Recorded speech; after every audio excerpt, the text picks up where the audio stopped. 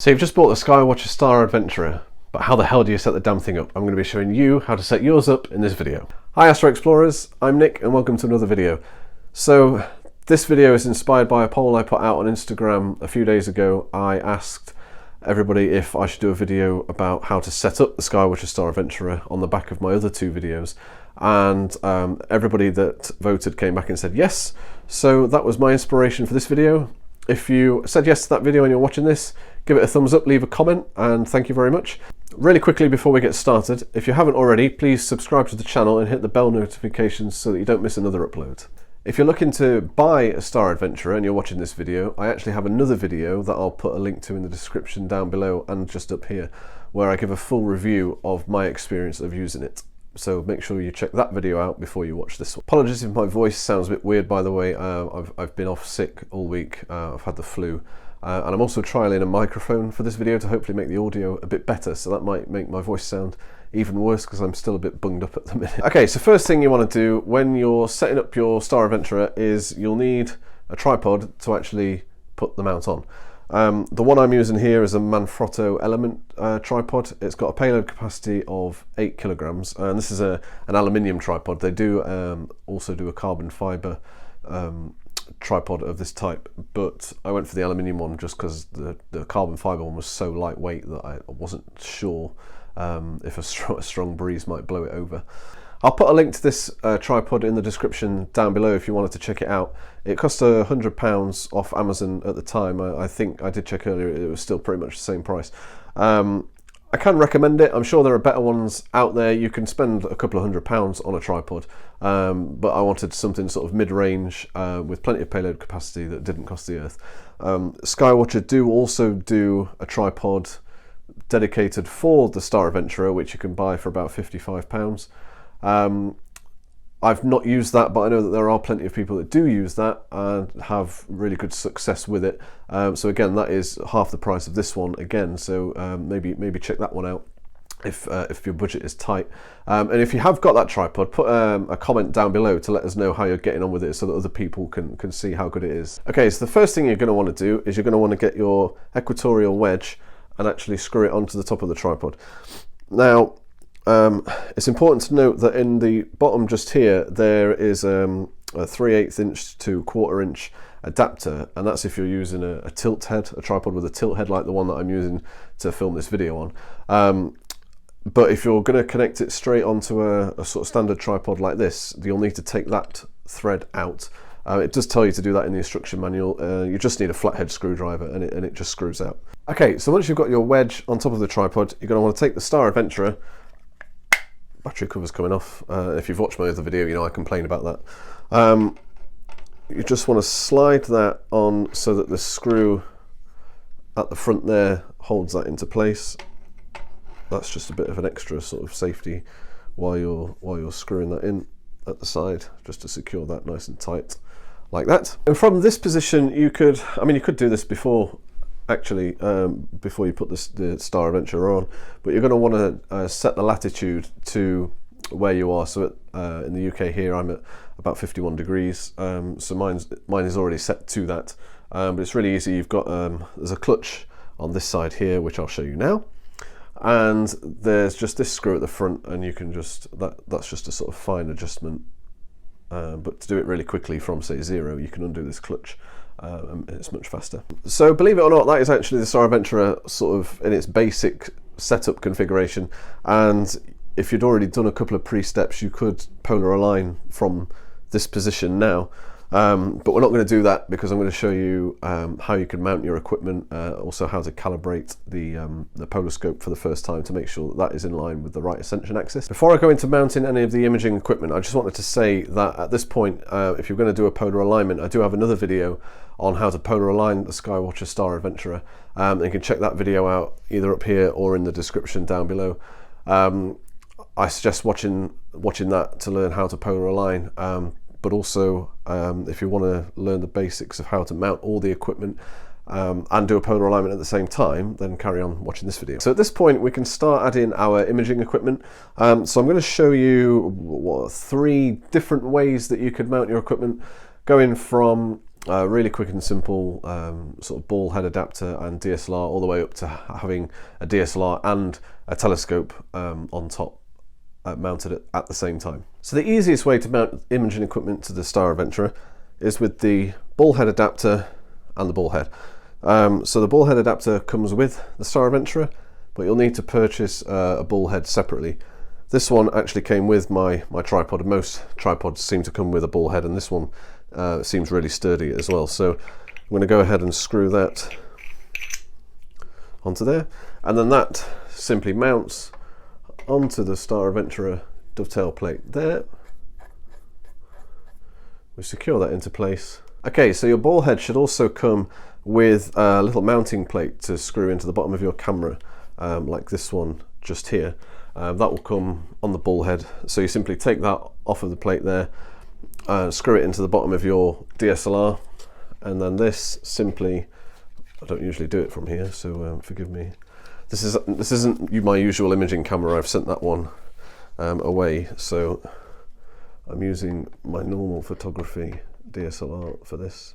That just slides on there, you screw that in, and there we go. That is your imaging equipment set up, ready for a session. And to get the Star Adventurer into this position, polar aligned and set up for imaging, that can take a few minutes. That's all it takes once you've got the process nailed down. The great thing about this setup is that because you've only got the ball head, to sort of frame up a target, all you need to do is loosen the ball head, and you can move your camera wherever you want. So it could not be easier. That is the easiest way to start imaging on your Star Adventurer. The second way that you can have the Star Adventurer set up is to use the fine-tuned mount assembly, and you're going to want to use that if you're either using a really big zoom lens, something like up to 300-400 mil, or if you're using a small refractor, like I'll show you now. So this is the fine-tuned mount assembly. It's just a standard sized dovetail plate bar, so that just slots straight in here. And now, because of the sort of weight that you're talking, you're going to get into the stage where you're going to need to find a nice balance. So the Star Adventurer comes with a counterweight bar and a 1 kilogram counterweight, and that screws into the bottom. Okay, so now that the counterweight is in, our telescope is going to sit on top of this pad here. As you can see on the dovetail bar here, there's two holes for this to go in. So I'm not going to particularly worry about the balance in this video.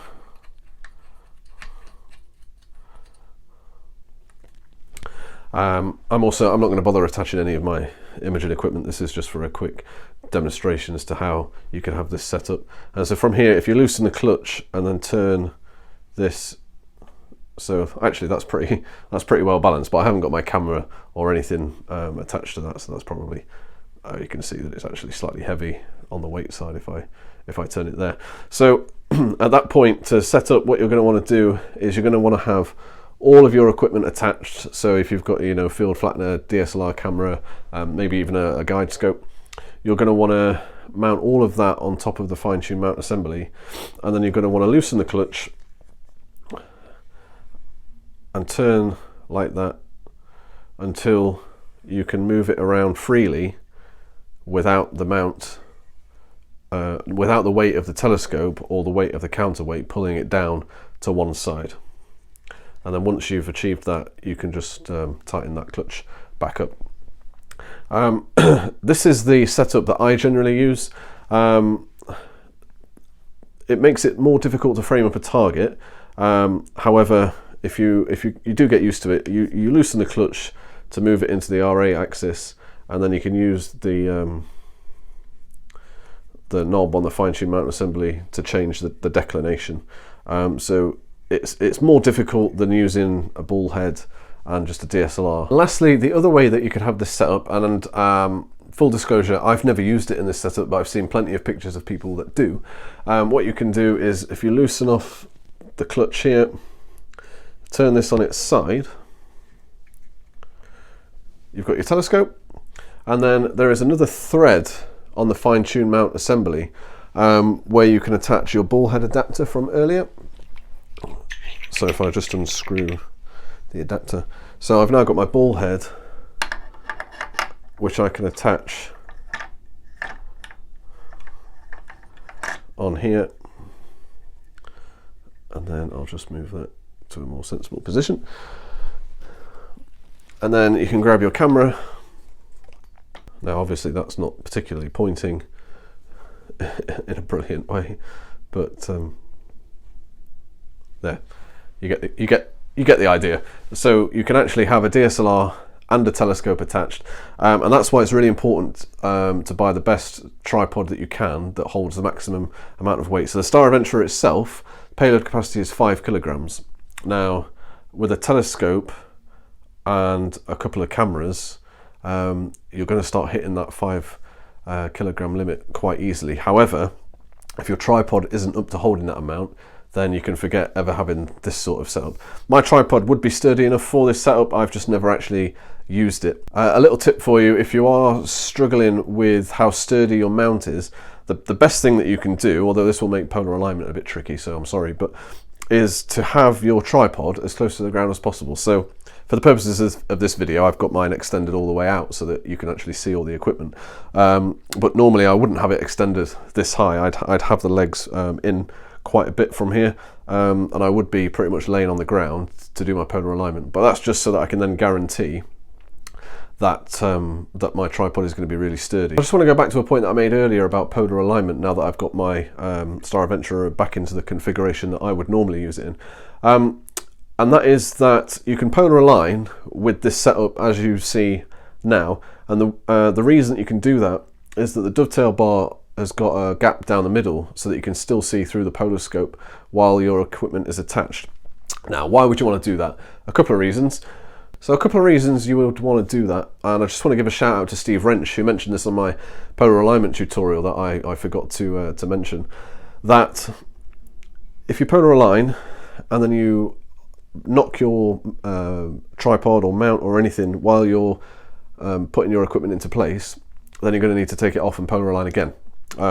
So I find it easier to polar align with my equipment already in place, and that way you're minimizing the risk of actually moving your mount once you've done that, because obviously polar alignment is absolutely crucial to doing any long exposure photography. So that's the way I do it. Right, the one thing I haven't talked about in any of my Star Adventurer videos, and somebody did bring this up on one of my other ones, is have I calibrated the polar scope? And the answer is that I did check, but mine was already calibrated out from the factory, so that was great. What do I mean by that? So if I'm turning, for example, if I've got Polaris right in the middle of the crosshairs of the polar scope, and I turn the mount in right ascension like this, Polaris should stay exactly in the middle of those crosshairs. Now what you might find when you're first using your Star Adventurer is that if you turn your mount in right ascension, it might drift off either side, and that means that you need to calibrate the polar scope with the 3 little grub screws that are in here, which is more daunting than it sounds. I have done it on another mount, and it's no issue whatsoever. There's just a couple of simple steps to follow, and it is actually in the instruction manual for the Star Adventurer, so make sure you read that thoroughly before you actually do this.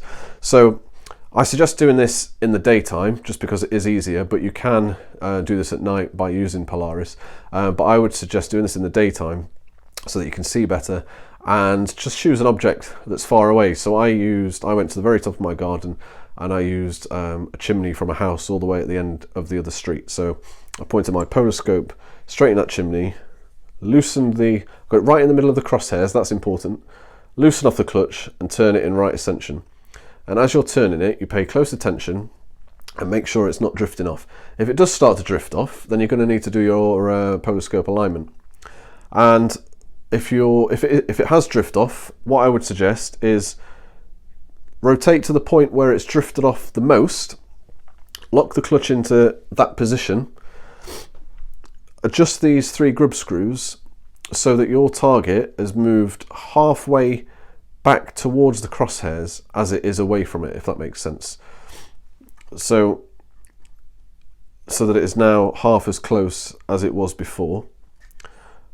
Rotate it back to the top unlock the clutch, and try again.